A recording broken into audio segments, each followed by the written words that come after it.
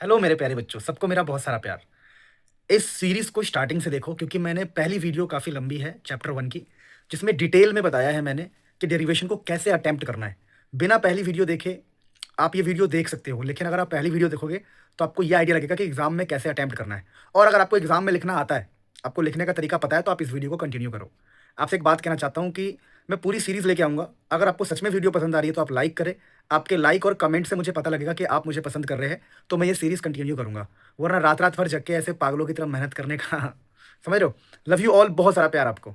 देखो, ये डेरिवेशन बहुत सारे बच्चे छोड़ के जाते हैं, लेकिन ये डेरिवेशन आ सकता है। Drive the expression for Ohm's law in vector form. फटाफट इस चैप्टर को यहीं से स्टार्ट करते हैं। देखिए, तो ओम्स लॉ होता है v is equal to I R, ठीक है।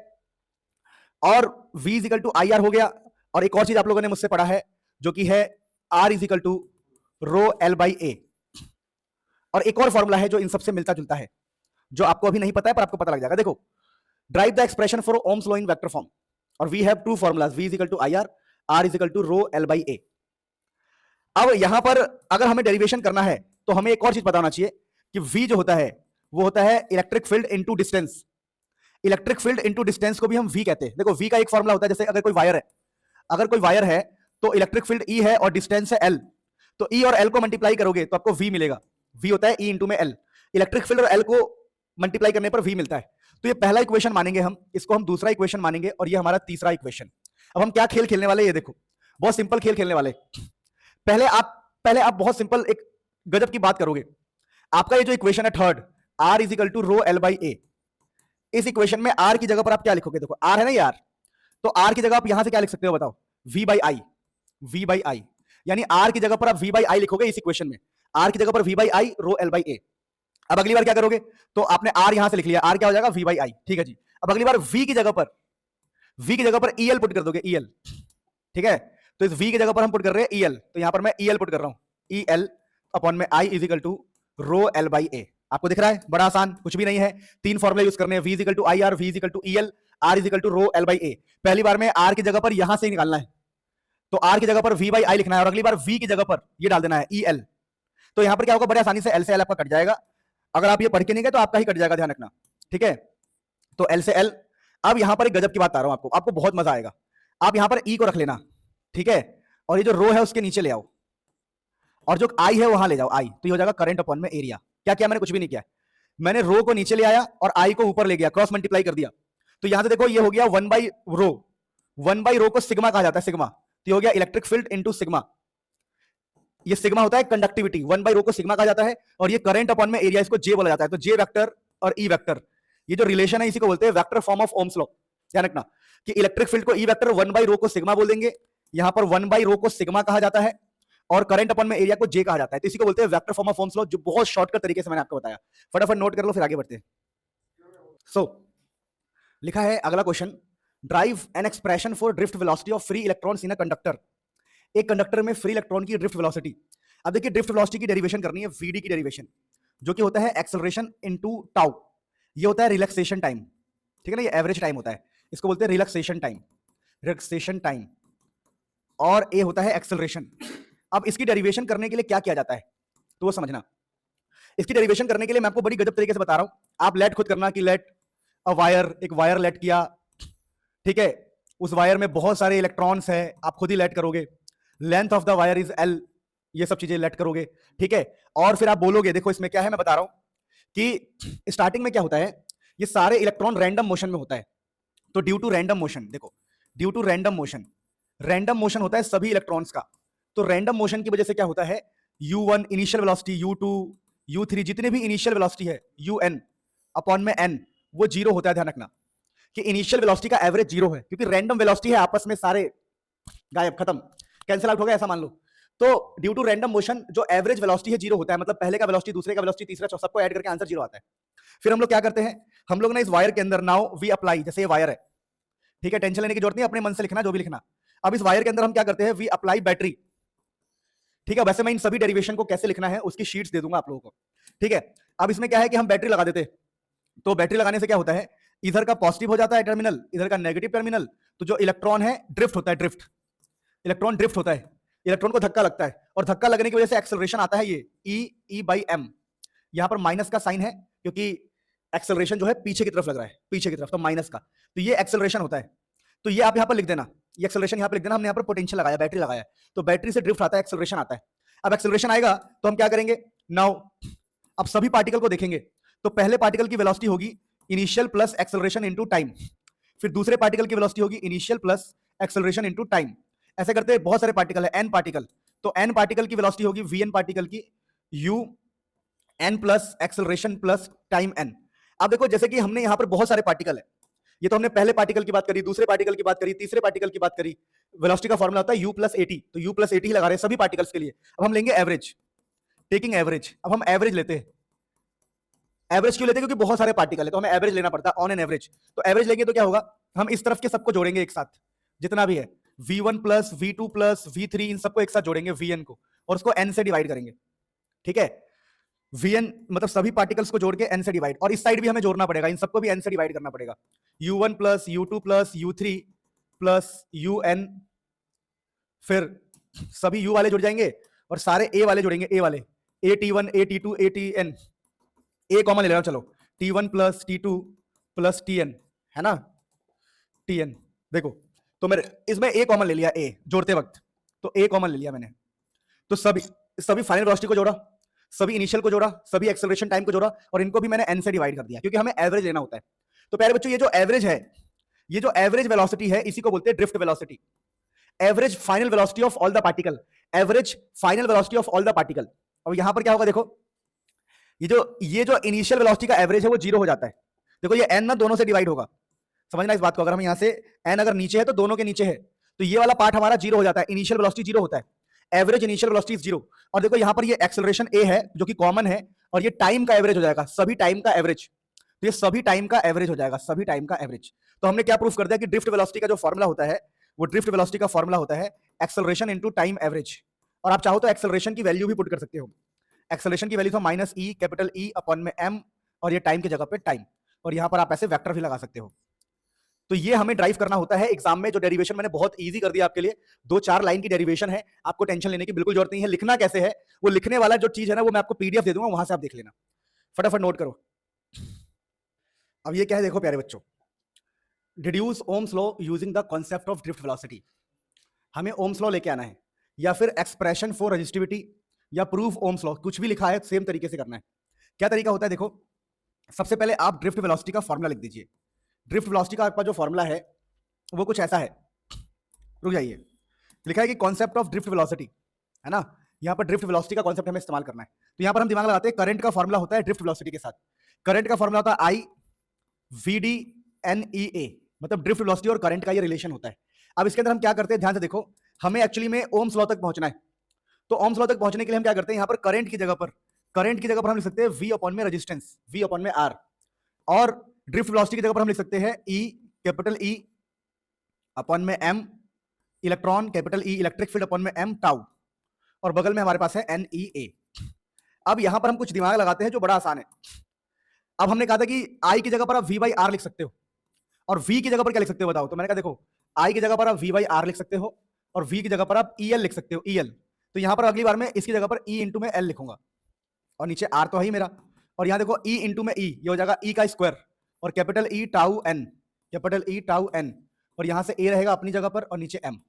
अब मैं बड़ा आसान एक तरीका खेल खेलने वाला हूं। क्या खेल है, मैं इलेक्ट्रिक फील्ड से इलेक्ट्रिक फील्ड को निपटा दूंगा, और यहां से मुझे क्या मिलेगा, देखो एल अपॉन में आर, ठीक है, और यहां से E square tau N A upon में एम।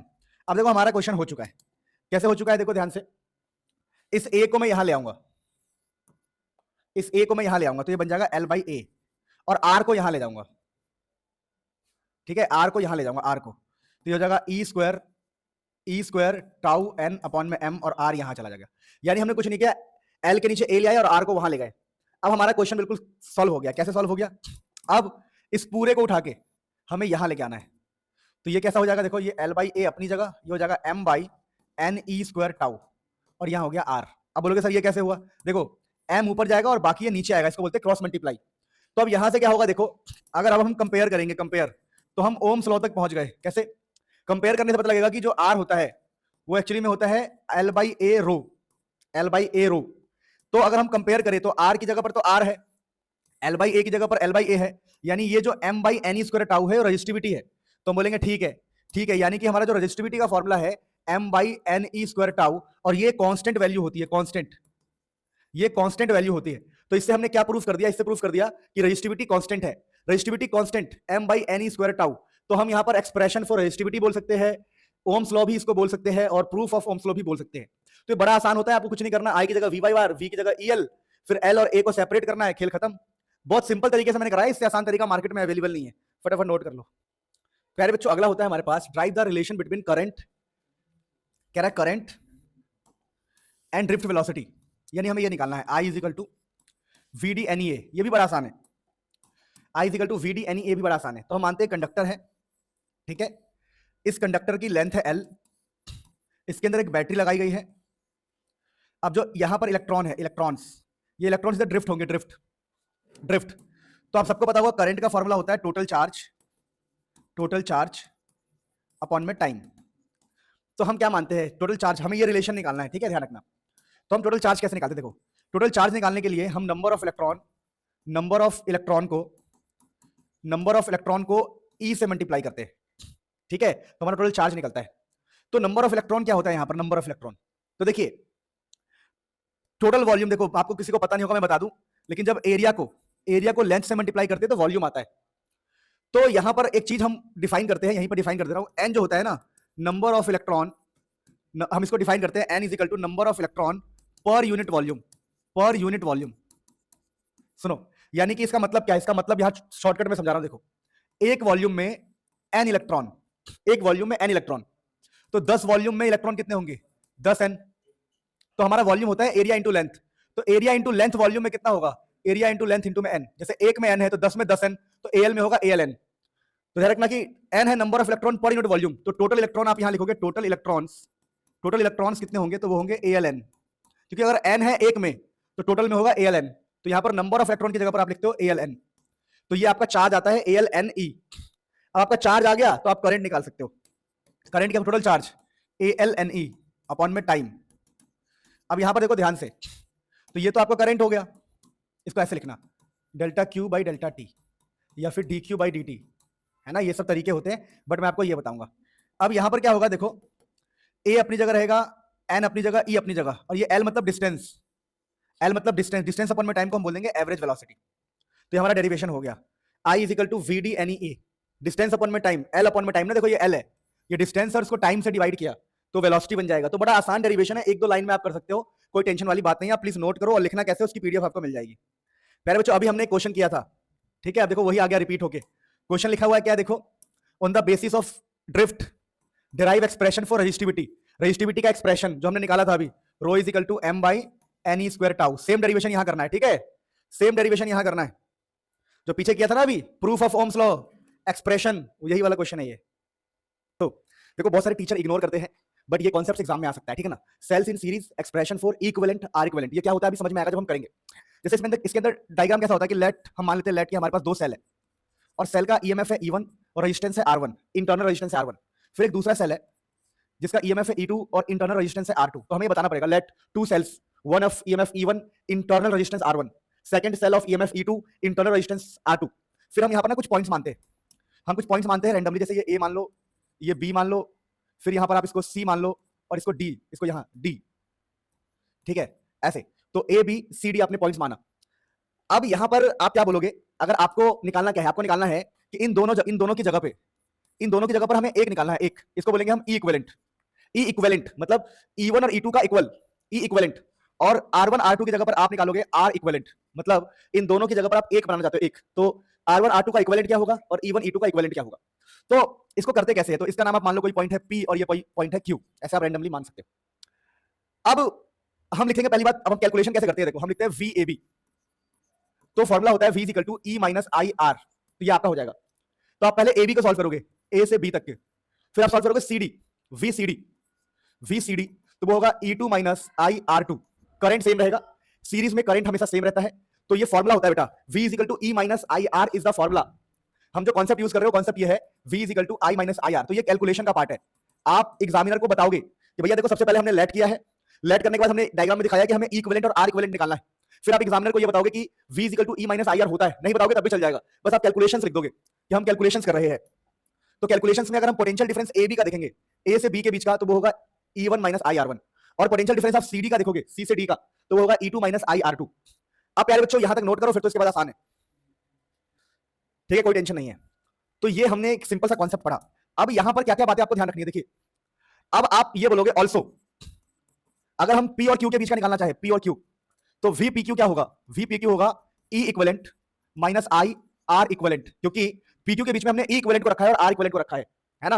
अब यहां पर हम ये सब चीजें हमने कर ली, अब हम बोलेंगे नाउ, अब हम क्या करने जा रहे हैं, हम बहुत ही सिंपली हम ये जो AB वाला है VAB प्लस VBC करेंगे, यानी AB वाले बंदे को, सॉरी BC बोल दिया मैंने, BC तो है नहीं हमारे पास, CD है। देखो हम VAB एंड VCD इन दोनों को ऐड करेंगे, C और D वाले को, इसको और इसको ऐड करेंगे, ऐड, तो दोनों को ऐड करेंगे तो क्या, VAB एंड VCD को ऐड करेंगे तो क्या होगा, वो किसके बराबर आएगा, तो इन दोनों को ऐड करके इसके बराबर आएगा, PQ के बराबर, VPQ के बराबर आएगा, VPQ के बराबर। अब कुछ भी नहीं करना है आपको, जहां पर VPQ है उसकी वैल्यू डालनी है, VPQ ये रहा E equivalent minus I R equivalent is equal to VAB की जगह पर ये डालोगे आप, AB की जगह पर क्या डालोगे, ये E1 minus I are one, और CD की जगह पर ये डालोगे E2 minus I are to.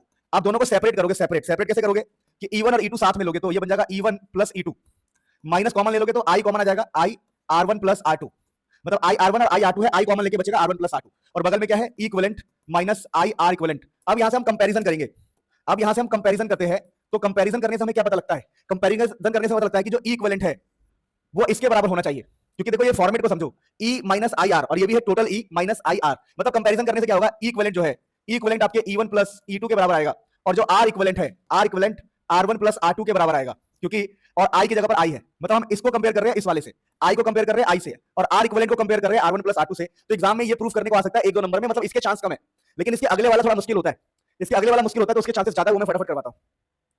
अब देखो जब सेल्स हमारे पैरेलल में होंगे, तब हमें E इक्विवेलेंट और R इक्विवेलेंट निकालना है। तो इसके लिए डायग्राम क्या बनाते हो आप डायग्राम में बोलते हो कि लेट टू सेल्स, एक सेल है ये जिसका इंटरनल रेजिस्टेंस EMF है E1, रेजिस्टेंस है R1, और हमारे पास एक दूसरा सेल है, ये दूसरा सेल है जिसका E2 और रेजिस्टेंस है R2, और ये दोनों आपस में पैरेलल में लगे हुए। अब ये दोनों आपस में पैरेलल में लगे हुए हैं, ठीक है, ध्यान रखना, ये दोनों आपस में पैरेलल में है, ये R2 है। अगर ये दोनों ही आपस में पैरेलल है तो क्या किया जाए, तो हमें इसका E इक्विवेलेंट R इक्विवेलेंट निकालना है। तो एक बात ध्यान रखना प्यारे बच्चों कि इनके अंदर जो करंट होता है, पैरेलल में करंट अलग अलग होता है, ठीक है, पैरेलल में हमेशा करंट अलग अलग होता है। तो हम ऐसा मान रहे हैं कि भाई हमारे इसके अंदर का जो करंट होगा, वो I1 है, और घूमते हुए यहां पर जो करंट होगा वो I2 है। हमने ऐसा माना है कि इसके अंदर करंट है I1, ठीक है, पैरेलल में करंट हमेशा अलग होता है, ये बात ध्यान रखना। अच्छा ये तो आपको सीरीज जैसा फील दे रहा है, पर हकीकत में ऐसे होती है, ये जो सेटिंग होती है ना इस प्रकार से होती है कि सीरीज जैसा आपको फील दे रहा है, पर ऐसा कुछ होता नहीं है, ठीक है, ये एक्चुअली में ऐसे कनेक्टेड होते हैं, तो इनका कनेक्शन ऐसे होता है, आप इसको छोड़ दो यहीं पे, बस आपको ये पता होना चाहिए कि पैरेलल में two cells are in parallel, wire को ऐसे दिखाना होता है।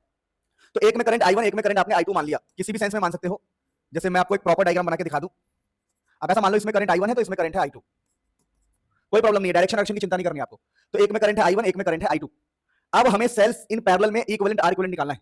तो हम ना करंट की इक्वेशन को याद कर लेते हैं, हम बोलते हैं वी नो, हम जानते हैं कि जैसे V equal to E minus I R होता है ना, तो यहां से करंट की इक्वेशन अगर बनाओगे तो पता क्या बनेगा, करंट बनेगा V minus E minus V, current बनेगा आपका E माइनस V अपॉन में R, ये करंट की इक्वेशन बनेगी अगर यहां से आप करंट निकालोगे तो आपने करंट की इक्वेशन निकाल ली।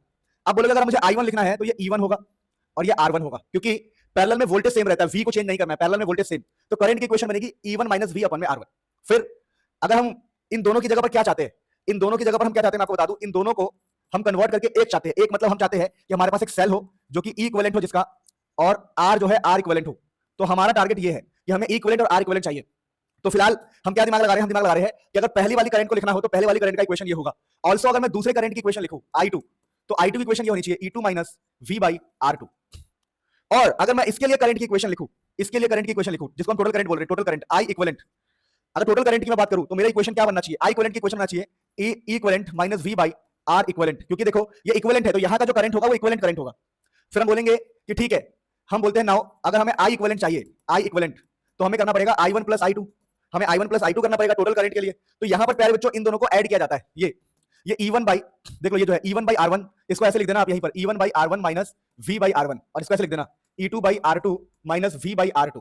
तो हमें इन दोनों को ऐड करना है यहाँ पे, ऐड, तो I1 की जगह पर ये, तो E1 by R1 minus V by R1 plus I2 की जगह पर E2 by R2 minus V by R2, और यहाँ पर I इक्विवेलेंट है, और I इक्विवेलेंट की जगह पर हम ये लिखेंगे, I इक्विवेलेंट की जगह पर हम लिखेंगे E equivalent minus V upon में R equivalent V by R equivalent. नहीं समझे मेरी बात को? क्या किया मैंने, ये जो इक्वेशन है हमारा आई इक्वलेंट, उसको सेपरेट करके लिख देंगे हम ऐसे, I equivalent is equal to E equivalent upon में R equivalent minus V upon में आर इक्वलेंट। आप ये सब कुछ करके दिखा सकते हो सेम वे में, ठीक है, कि आपने डायग्राम बनाया उसके नीचे लिख दिया कि यहाँ पर जो आई इक्वलेंट होगा इसके बराबर होगा, और हम सेपरेट करके लिख रहे हैं। फिर आप लिखोगे कि भाई हम जानते हैं कि करंट का इक्वेशन ये होता है, ठीक है, बता पहले लेट कर लोगे टू सेल्स ये, और ये सारा कैलकुलेशन का पार्ट है, आपको टेंशन लेने की जरूरत नहीं है। अब पहले बच्चों क्या करेंगे हम यहाँ पे, अब हम यहाँ पर ना कंपैरिजन कर लेंगे। अब ये कंपैरिजन क्या होता है, देखो आप ई इक्वलेंट बाई, आप देखो कंपैरिजन कैसे करेंगे उससे पहले देख लो, इसके पहले देख लो हम क्या कर रहे हैं।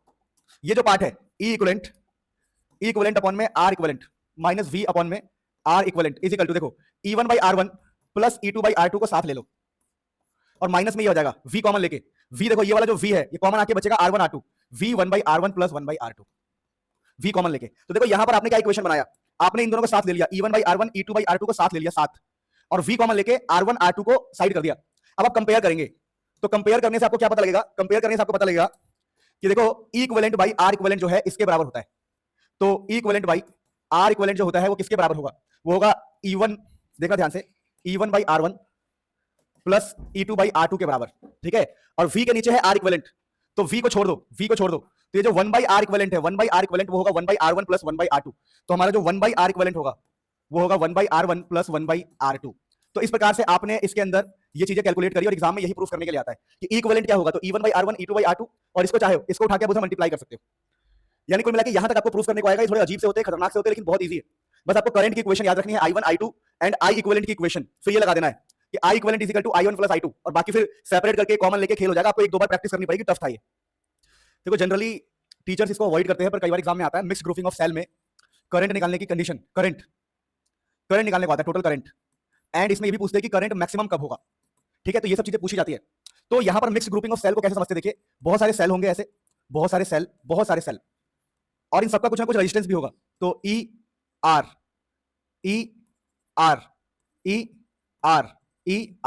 सबका ईएमएफ सेम होगा, रेजिस्टेंस सेम होगा।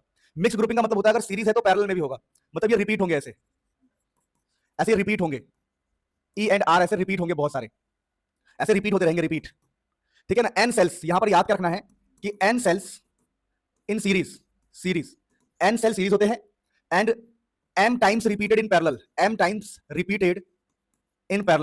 पैरेलल क्या मतलब है कि हमने n सेल्स लिए, 1 2 3 4 5, इधर के नंबर होंगे n, यानी इधर का नंबर है n सेल्स है, और जो आपने रिपीट किया है इधर, ये m टाइम्स रिपीट किया है, m टाइम्स, यानी कि 1 बार 2 बार 3 बार 4 बार। इसका बेस्ट एग्जांपल देता हूं, मान लो n की वैल्यू कितनी है इस केस में, 1 2 3 4, 1 2 3 4, तो n की वैल्यू है 4, और हमने कितनी बार लगा रखा भी दिखाने के लिए, 2 बार लगा रखा है, तो यहाँ पर m की वैल्यू होगी 2, कि 4 सेल्स को 2 बार रिपीट किया गया है। तो यहाँ पर जो टोटल सेल्स होते हैं, ध्यान रखना, टोटल सेल्स हमेशा होंगे m इंटू n, यानी इस केस में 8 है, इधर 4 और 2 बार रिपीट हुआ है, 4 दूनी 8, काउंट भी कर सकते हो, 1 2 3 4 5 6 7 8। अब इसमें करंट कैसे निकाला जाता है, बड़ा आसान तरीका होता है। देखिए करंट निकालने के लिए आप सिंपल लिखो, करंट जो होता है टोटल करंट, वो होता है टोटल ई नेट अपॉन में कैपिटल आर, क्योंकि हम इस सेल को ना बाद में एक एक्सटर्नल रेजिस्टेंस से कनेक्ट करते हैं, capital R plus small R net, ये है करंट का कॉन्सेप्ट। अब यहां पर एक बात आप ध्यान रखना हमेशा कि ई नेट हम कैसे निकालेंगे, टोटल ईएमएफ कैसे निकाला जाता है, वो हमें समझना है। तो देखिए ये जो सीरीज वाले, ठीक है, आपको बताता हूं, यहां पर आप लिखना इन सीरीज की अगर हम बात करें, तो इन सीरीज में ना जो ई नेट आएगा वो आता है एन ई के बराबर, एन ई, क्योंकि एन टाइम्स ई लगा हुआ है, तो एन ई। तो अब हम बात करते हैं ई नेट है एन टाइम्स ई, तो आपको ना यहां पर ध्यान रखना आई नेट जो है, आई नेट टोटल वो एन ई के बराबर ही लिखना है यहां पर, क्योंकि सेल सीरीज में लगे हुए एन टाइम्स, बाकी ये रिपीट हुआ है, तो पैरेलल में ना वोल्टेज सेम रहता है, और पैरेलल में वोल्टेज सेम रहने की वजह से ई नेट की जगह एन ही लिखनी है। यहां पर आप बता भी सकते हो ऐसे करके, फिर आप बोलोगे कि टोटल रेजिस्टेंस हमें निकालना है, तो इन पैरेलल आप लिखना, इन पैरेलल, अगर हम पैरेलल की बात करेंगे, पैरेलल में 1 बाई आर नेट का फॉर्मूला था 1 by R plus 1 by R, कितने टाइम्स है पैरेलल में, m बार, 1 2 3 4 m बार, तो इसका आंसर पता क्या आ जाएगा, 1 by R m by R आ जाएगा। तो इसको पलटेंगे तो क्या होगा, आर नेट आ जाएगा r बाई m। तो ध्यान रखना कि 1 बाई आर पैरेलल में m बाई आर, और पलट देंगे तो r बाई m, तो यहाँ पर आर नेट की जगह पर r बाई m लिखना है। अब क्या होगा, जब आप एलसीएम लोगे ना, तो जो नेट करंट है वो पहुंच जाएगा m n e m r plus n r। अब ये हो गया हमारे करंट का डेरिवेशन जो एग्जाम में पूछा जाता है, लेकिन इसमें कंडीशन आपसे पूछ सकते हैं कि मैक्सिमम करंट का बताओ। अगर आपसे कोई बोले मैक्सिमम करंट, तो मैक्सिमम करंट के लिए एक बात ध्यान रखना कि जो राम थे, राम वो नर बन के आए थे, नर nr, तो जो rm है nr के बराबर होता है, यानी नीचे वाले अगर दोनों आपस में बराबर हो जाए तो मैक्सिमम करंट की कंडीशन ये कहलाती है। तो इतनी सी चीजें टीचर अवॉइड करते हैं, लेकिन इतना आसान चीज अगर एग्जाम में आ जाए तो आपके 2 से 3 नंबर छीन सकता है। तो इस चैप्टर के सारे डेरिवेशन हमने कर लिए। चलो ये देखते हैं, बहुत इंपॉर्टेंट नहीं है पर कभी पूछ ले 1 2 नंबर में, रिलेशन बिटवीन इंटरनल रेजिस्टेंस, ठीक है, external resistance, current, EMF, potential difference. अभी रिलेशन निकालने के लिए बड़ा आसान है। पहले आप डायग्राम बनाओगे जिसमें एक ईएमएफ होगा, एक इंटरनल रेजिस्टेंस होगा जिसमें से करंट होगा आई और रेजिस्टेंस होगा आर। उसके बाद आप लोग इक्वेशन लिखोगे ये V is equal to E minus I R. अब यहां पर सबसे पहले आपको इंटरनल रेजिस्टेंस यहां से सेपरेट कर लेना है। तो जब आप आर निकालोगे तो पता क्या आएगा, देखो तो ये हो जाएगा ई माइनस वी अपॉन में आई। आप करके देखना, अगर हम सिर्फ आर निकालना चाहेंगे ना तो ई माइनस वी अपॉन में आई आ जाएगा। और जब आप आर यहां से निकाल लोगे तो कुछ भी नहीं करना है, बड़ा आसान है। आप अगले स्टेप में करंट की जगह पर क्या लिख सकते हो, तो देखिए करंट का फॉर्मूला होता है पोटेंशियल डिफरेंस अपॉन में रेजिस्टेंस। तो आप करंट की जगह पर लिख देना पोटेंशियल डिफरेंस अपॉन में रेजिस्टेंस, और इधर आपका इंटरनल रेजिस्टेंस चलता रहेगा। अब होगा क्या, देखो अब यहां पे क्या है, हम इस रेजिस्टेंस को ऊपर भेज देंगे अगले स्टेप में। तो रेजिस्टेंस को ऊपर भेज दिया हमने अगले स्टेप में, क्योंकि ये ऊपर चला जाएगा। थर्ड स्टेप बचेगा ई माइनस वी, और उसके नीचे क्या बचेगा, देखो ई माइनस वी के नीचे वी बचेगा, तो ई के नीचे वी ले लो और वी के नीचे भी वी ले लो। तो यहां से आपका क्या मिलेगा, देखो कुल मिला के हमने इस वाले v को e के नीचे भी ले लिया और v के नीचे भी ले लिया और r को ऊपर भेज दिया। तो r e minus v minus 1 is equal to capital R। तो ये रिलेशन कभी कोई पूछे तो देख लेना। अब देखो यहां पर रिलेशन में मैंने वो लिख दिया है करंट, इसको हटा देना, करंट वाला इक्वेशन यहीं तक आएगा, ये रहा, ठीक है। तो कुल मिला के रिलेशन किसके किसके बीच में है, ये रिलेशन है रेजिस्टेंस के बीच में, ईएमएफ के बीच में, वोल्टेज के बीच में, है ना। तो internal resistance, external resistance, EMF और वोल्टेज के बीच का रिलेशन है ये। एक दो नंबर में कभी आ जाए तो आ जाए, बस स्टेप्स याद रखने और आपका काम हो जाएगा आसानी से। अब देखो व्हीटस्टोन ब्रिज की डेरिवेशन किरचॉफ्स लॉ से आने के बहुत चांस है। स्टेप नंबर 1 क्या करोगे आप, स्टेप नंबर 1 डायग्राम बनाओगे। तो डायग्राम ऐसे बनाना जैसे मैं बता रहा हूं, बड़ा आसान है इसका डायग्राम, ठीक है। और डायग्राम थोड़ा बड़ा और क्लियर बनाना जानबूझ के। यहां लिखना G, और G देखो ऐसे लिखना P Q R S, और यहां पे डिफाइन करना कि P Q R S and G ये सब क्या है, रेजिस्टेंसेस है, रेजिस्टेंस, ठीक है। सब क्या है इनके पास, रेजिस्टेंस, रजिस्टर्स है ये रजिस्टर्स है, रजिस्टर्स है ये आप डिफाइन करना कि G जो है, G इवन G भी एक रजिस्टर है। G को हम बोलते हैं गैल्वेनोमीटर, और गैल्वेनोमीटर भी एक रजिस्टर होता है। अब इस डायग्राम को बनाने के बाद ना, देखो ये थोड़ा कठिन है, थोड़ा टाइम लेगा। इसको यहां पर ऐसे हम एक ईएमएफ लगवा देंगे, वोल्टेज लगवा देंगे V। अब यहां से ना करंट आपको पास कराना है। अब ये करंट मैं आपको एक सलाह दूंगा कि करंट को पास कराना और डिवाइड कराना बहुत कठिन होता है, तो इसमें ध्यान से देखना। ध्यान से क्या देखना कि जब ये करंट आगे जाएगा, तो मान लो इधर हो गया करंट I1, तो इधर का करंट होगा I2। हमें यहाँ पर किरचॉफ्स लॉ लगा के सॉल्व करना है इसको। फिर जब ये I1 ना, ध्यान रखना हमेशा ये I1 आगे की तरफ बढ़ जाता है, तो यहाँ आपके मन में कोई कंफ्यूजन नहीं होना चाहिए। और प्यारे बच्चों जब ये I2 यहाँ जाएगा I2, तो I2 का एक हिस्सा I2 में से कुछ इधर जाएगा, जिसको बोलेंगे हम IG बोलेंगे हम इसको। और इधर जो बचेगा वो बचेगा I2 माइनस IG, क्योंकि हो क्या रहा है, I2 आगे गया और I2 से थोड़ा सा इधर आ गया, तो उधर बचेगा I2 माइनस IG। अब एक खास बात ध्यान रखना, ये जो IG है, ये जो IG है, ये आगे जाके इसमें मिल जाता है I1 में, ये आगे आके इसमें ऐसे मिल जाता है, और इधर से ये भी आके इधर मिलता है, ठीक है। और इसके अंदर I फ्लो होने लग जाता है दोबारा।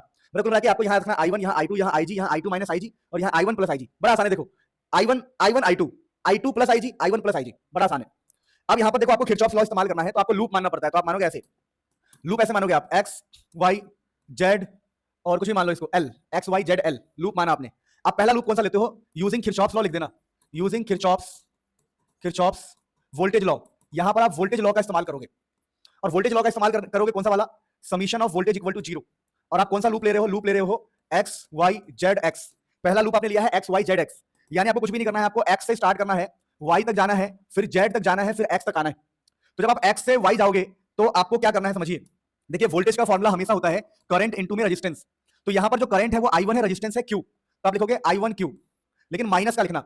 देखो करंट है I1, रेजिस्टेंस है Q, माइनस क्यों लिखा है, क्योंकि एक्चुअली में हम जा रहे हैं X से Y, हम ऐसे जा रहे हैं, समझो हम ऐसे जा रहे हैं X से Y, और करंट हमारे ऑपोजिट डायरेक्शन में आ रहा है, मतलब हम तो X to Y जा रहे हैं, हम तो X से Y जा रहे हैं और करंट पीछे आ रहा है, इसलिए आपको एक माइनस साइन भी यहाँ पे लेना पड़ेगा। अब देखो जब हम Y to Z जाएंगे तो हमें मिलेगा I2P, I2 इंटू में P, I2 इंटू में P, पर ये प्लस ही होगा, प्लस क्यों होगा, क्योंकि हम जा रहे हैं Y से Z और करंट भी Y से Z ही जा रहा है, यानी हमारा डायरेक्शन और करंट डायरेक्शन सेम है।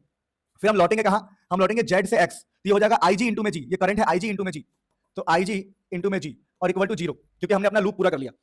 अब यहां पर एक चीज पहले लगा देना, फॉर बैलेंस कंडीशन, अगर हमें बैलेंस कंडीशन निकालनी है, बैलेंस कंडीशन के लिए IG की वैल्यू 0 होनी चाहिए, ये रूल होता है, नियम होता है। तो IG को 0 करोगे तो क्या होगा, देखो अगर आप IG को 0 कर दोगे तो ये हो जाएगा कि I2P और I1Q, यहां पर माइनस है जो 0 के उस साइड चला जाएगा, तो ये हमारे पास इक्वेशन क्या बनेगा, देखो कि जो I2P है वो इक्वल हो जाएगा I1Q के, जिसको आप इक्वेशन 1 मानते हो। क्यों, क्योंकि देखो ये जो माइनस उधर जाके प्लस हो जाएगा, क्योंकि दो ही तो बचे हैं। अब अगला लूप लेंगे हम, यहां पर देखो नाउ सेकंड हम लूप जो ले रहे हैं वो लूप लेंगे हम अपना, देख लो XZ, चलो लूप लेते हैं X से Z और Z से XZ LX, कि x से हम पहले z जाएंगे, फिर z से l जाएंगे, फिर l से x आएंगे।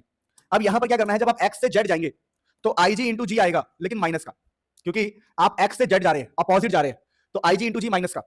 फिर आप z से l जाएंगे, z से l, z से l क्या होगा, I2 माइनस IG इंटू में r, तो I2 माइनस IG इंटू में r। फिर प्लस आप आ रहे हो l से x, क्योंकि हमें x से z, z से l, l से x, तो यहां पर भी अपोजिट आ रहे हैं हम, l से x अपोजिट आ रहे हैं, तो माइनस लगाना पड़ेगा। माइनस, और ये क्या होगा, I1 plus IG s, I1 plus IG current इतना है और ये s इक्वल टू 0। अब बैलेंस कंडीशन लगाएंगे। देखिए अगर हम बैलेंस कंडीशन की बात करें तो बैलेंस कंडीशन में IG को 0 रखा गया है, IG को 0, तो IG को 0 रखने का क्या मतलब होगा कि ये खत्म, ये वाला पार्ट खत्म, ये वाला पार्ट खत्म, तो क्या बचेगा, I2R, I2R, और ये माइनस है तो उधर जाके प्लस हो जाएगा I1s के बराबर, I1s। तो ये हमारी इक्वेशन 2 आएगी। बड़ा आसान बता दिया मैंने आपको, ये हमारी इक्वेशन 2 आएगी। अब आप इक्वेशन 1 और 2 को डिवाइड करोगे, तो इक्वेशन 1 डिवाइडेड बाई इक्वेशन 2, तो डिवाइड करने से क्या होगा, देखो डिवाइड करने से क्या होगा, देखो I2 से I2 गया तो क्या बचा, P by R, P by R, और इधर I1 से I1 गया तो बचा Q बाई S, तो P by R is equal to Q by S, या फिर इसको हम क्रॉस मल्टीप्लाई करेंगे तो ऐसा हो जाएगा, देखो P by Q is equal to R by S। इसी को बोलते हैं condition of balanced Wheatstone bridge, condition of balanced Wheatstone bridge, Wheatstone bridge, condition of balanced Wheatstone bridge. फटाफट इसे नोट करो, फिर हम आगे बढ़ते हैं, फटाफट नोट करो।